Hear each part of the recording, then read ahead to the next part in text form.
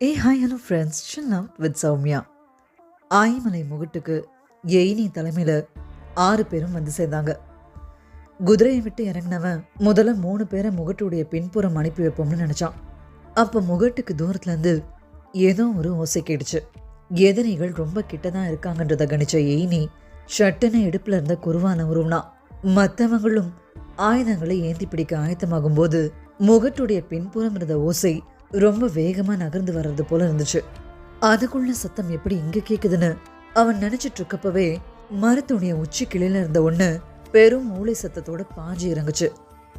மனிதர்கள் வருவாங்கன்னு புதருக்குள்ள பாத்துட்டு இருந்தவன் மரத்து மேல இருந்து இப்படி ஒரு பாய்ச்சல கொஞ்சமும் எதிர்பார்க்கல. பாஞ்சு வந்த தோகை நாய் குதிரையுடைய பிடரிய கவ்வி ஒரு இழு இழுத்துச்சு.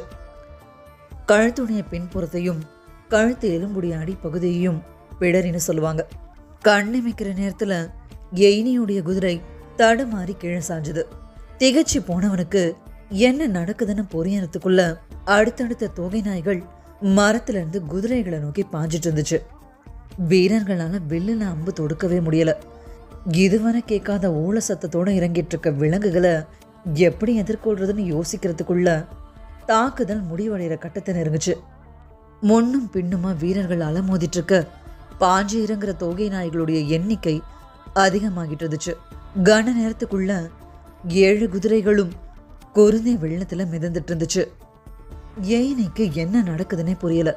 பரம்பு வீரன் தான் சாக நேர்ந்தாலும் குதிரையை பாதுகாப்பா கொண்டு வந்து சேர்க்கணும்ன்றது பரம்புடைய பழக்கம். ஆனா 7 குதிரைகளுடைய உயிரும் கண்களுக்கு முன்னாடி துடிச்சிட்டு இருக்க எயினி முடிவெடுக்க சில கணங்கள் தான் இருந்துச்சு.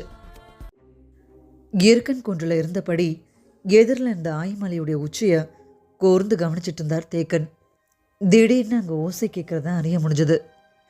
எதிரிகள் ஏதோ சூழ்ச்சி செய்து விட்டனர்னு அவர் நினைச்சிட்டு இருக்கப்போ சரிவு பாறை ஒன்றுத்துல குதிரை ஒன்று சரிஞ்சு கீழே விழுறது தெரிஞ்சது.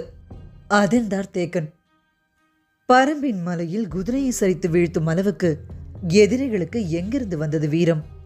ஏதோ சூழ்ச்சியில் நம் அவர்கள் மாட்டிக்கொண்டு விட்டார்கள்னு கணிச்சு பக்கத்துல இருந்த நெடுமனை அழைச்சாரு. 15 குதிரைகளை அழைத்து கொண்டு உடனடியாக போன ஆணையிட்டார். நெடுமன் ரொம்ப திறமையான வீரன்.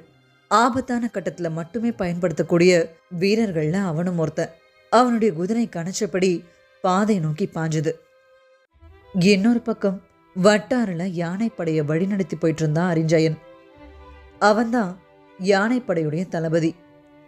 இந்த படையெடுப்பே யானைப்படையை மையப்படுத்தினது தான். காடு யானைகளின் களம். அடற்காட்டில் பழக்கப்படுத்தப்பட்ட போர் யானைகள் ஒவ்வொன்றும் ஒரு பெரும் படைக்கு சமம். 10 யானைகளை இணைச்சு ஒரு வகைமையாவும் 10 வகைமைகளை இணைச்சு ஒரு தொகையாவும் பிரிச்சிருந்தாங்க. யானை மேல இருக்கிறவன் பாகனும் வகைமையின் பொறுப்பாளனுமான வாகையன்.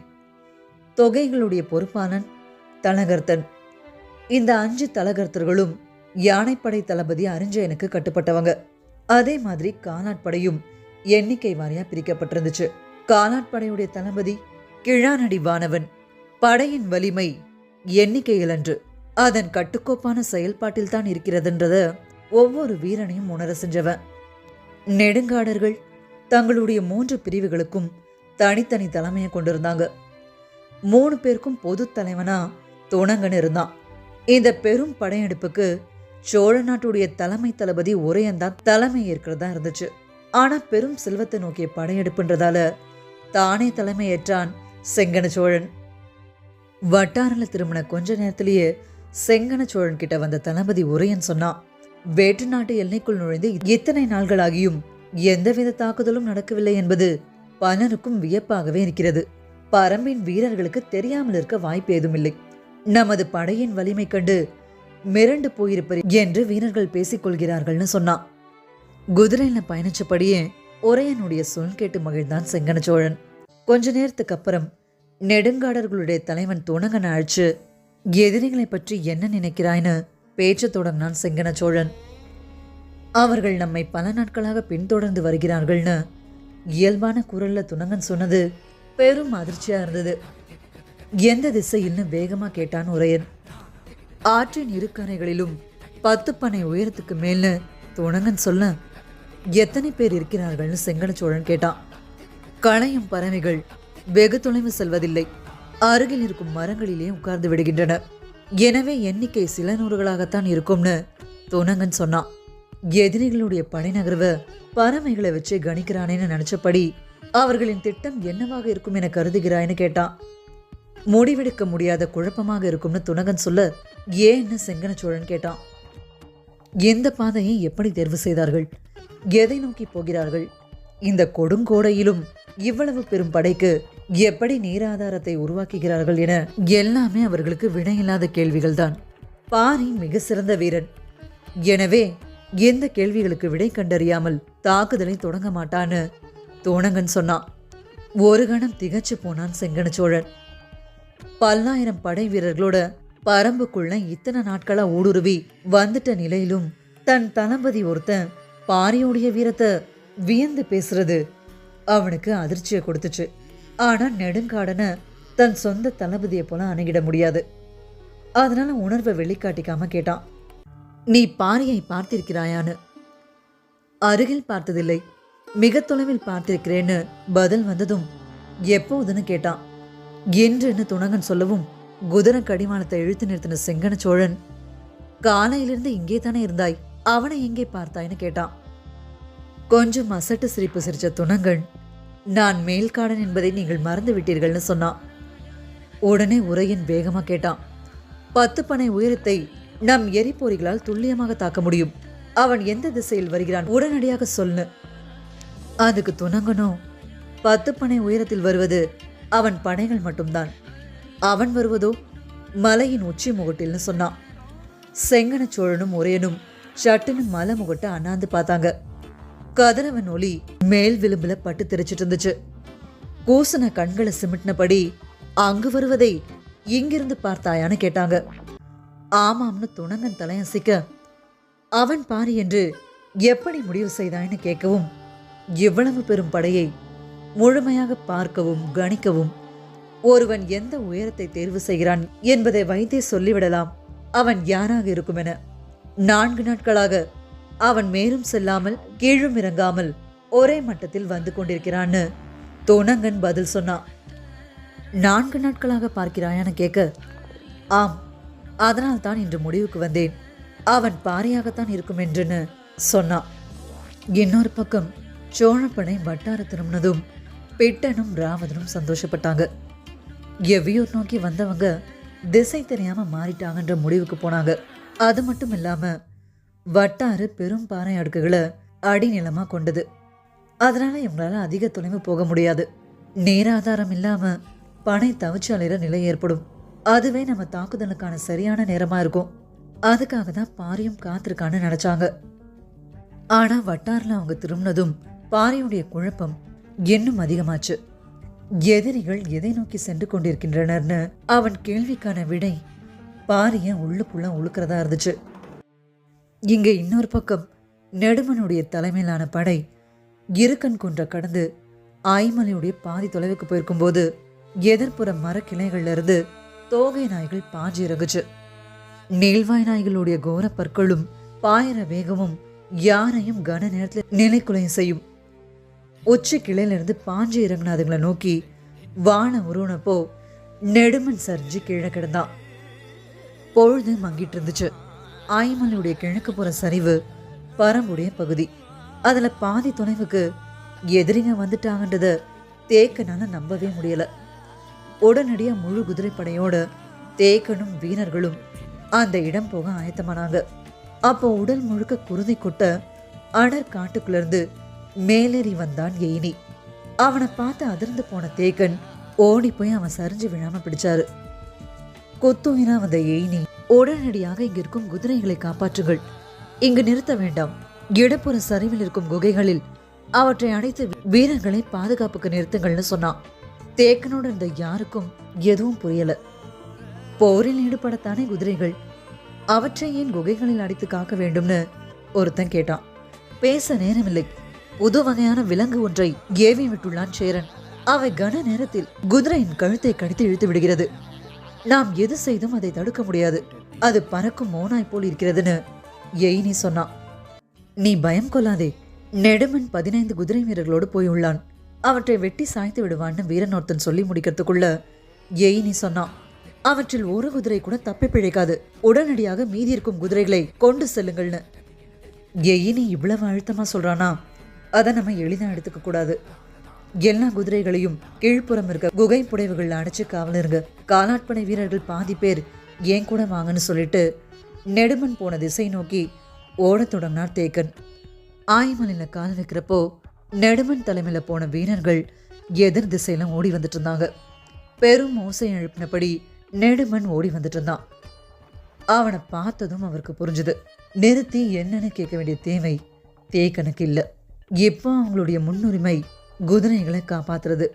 அதனால வந்த வழியிலேயே குகை புடவையை நோக்கி ஓடினாங்க. ஓடிட்டு இருந்த தேக்கனை எட்டி பிடிச்சு நிறுத்தினான் நெடுமன். ஏன் நிறுத்துறான்னு புரியாம தேக்கன் நிக்க கையை உயர்த்தி மரத்துக்கு மேல காட்டினான் நெடுமன்.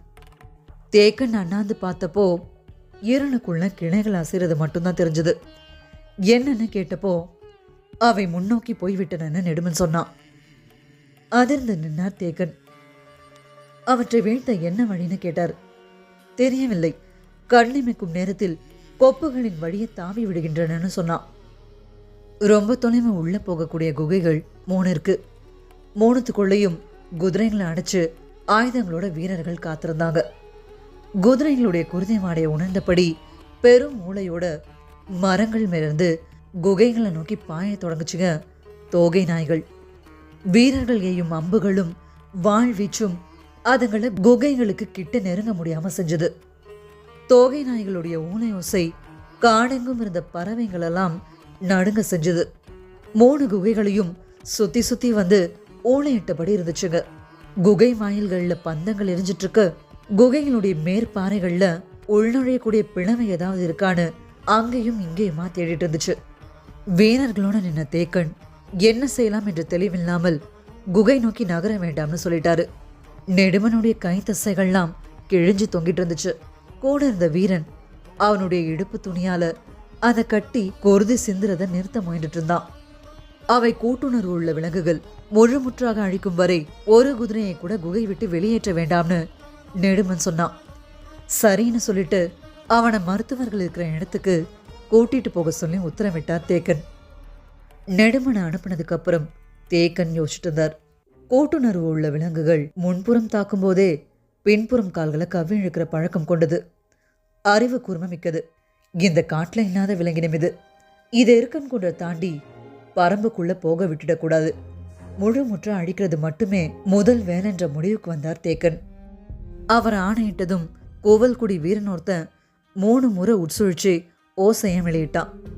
ஆயமலையுடைய வலப்புற கணவாயில நின்றுட்டு இருக்க உதிரன் படையோட திரும்பி வரணும்னு அதுக்கு அர்த்தம். உட்சுழி ஓசை உதிரனை எட்டுச்சு. ஓசை வழியா வந்த உத்தரவு அவனுக்கு பேரதிர்ச்சியா இருந்துச்சு.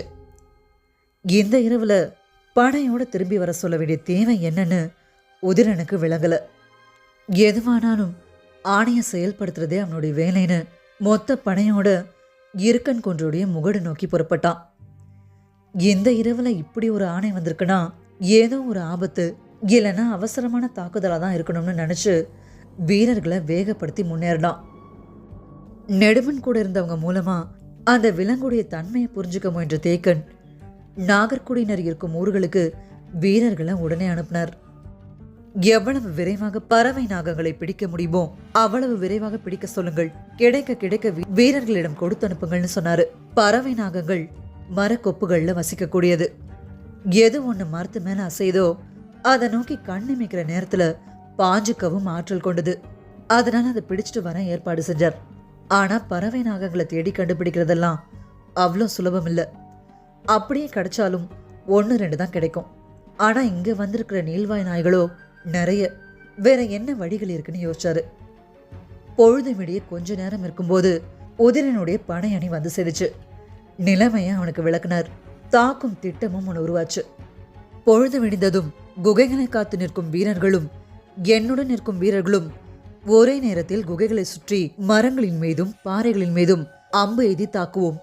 5 வரிசையாக குறிப்பிட்ட நேர இடைவேளையில் வீரர்களின் அம்புகள் காற்றை கிழிக்கையில் நீள்வாய் நாய்கள் ஒரு கொப்பிலிருந்து மறு கொப்புக்கு தாவினால் கூட அவற்றால் எளிதில் தப்ப முடியாதுன்னு தேக்கன் விவரிச்சார்.